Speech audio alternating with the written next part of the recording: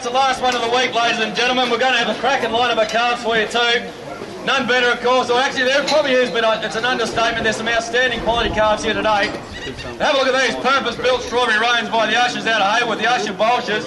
The young fellas come down from Brisbane, have a look at them too. 366 kegs on board, outstanding quality, softness, bone, quality, depth. Way you go there, fellas, today for them. I'm thinking around about, 232, 230. Elders Casterton conducted their weaner sale on Friday, their 60th anniversary sale. Jody Darcy joins me. Jody, a very strong interstate inquiry here today, with 60 to 70% of the cattle gone out of the state, and a very solid market to finish up the end of the week. Absolutely solid indeed. As you said, 60 to 70% of our cattle went outside the state, either into the southeast or into New South Wales. Pretty much it was vigorous bidding on all pens. You know, if one bloke fell off, you had another two behind him, so they were looking at him. Even the smaller numbers in the pens didn't affect the buying power. Normally, typically buyers would stand off those cattle, but today they looked at them and looked at them again and said they need to fill their trucks up, so it was really good in that respect. The cattle that stayed within the state went to Haywood, to Hamilton.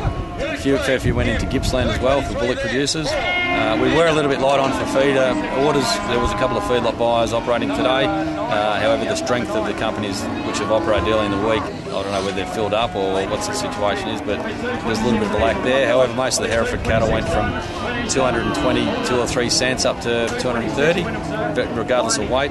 The fly weights, as you got down, sort of went up above 230. You slip into the black cattle, they may have gained 4 or 5 cents. And as you got down into the fly weights, the ones that make the headlines, 280 kilos, $2.46. But good quality cattle, good well-weaned cattle, good presentation. Genetics is the thing that really stood out here today. We're very proud of the fact that all the cattle here today in this market, the buyers were able to operate on with confidence. Yeah. So where do you feel that you've got a heifer market next week with 3,000 cattle in it? You'd be pretty eager to get at those two. Yeah, I might have a bit of sleep in the meantime, but pretty keen. You know, early on there was orders for $1.85, 300 to 400 kilos.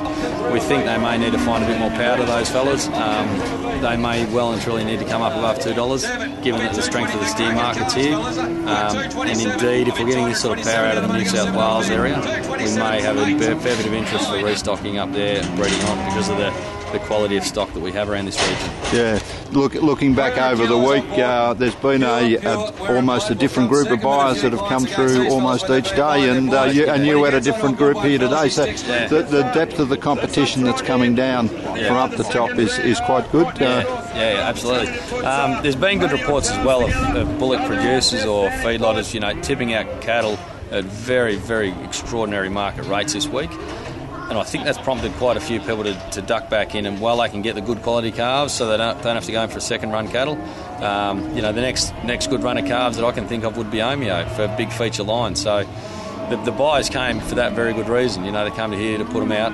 They'll probably attend up in the mountains as well. And those cattle, they're outstanding. These cattle are very close. We've got good roan cattle, we've got outstanding Hereford cattle. The buyers respected that, and they paid accordingly.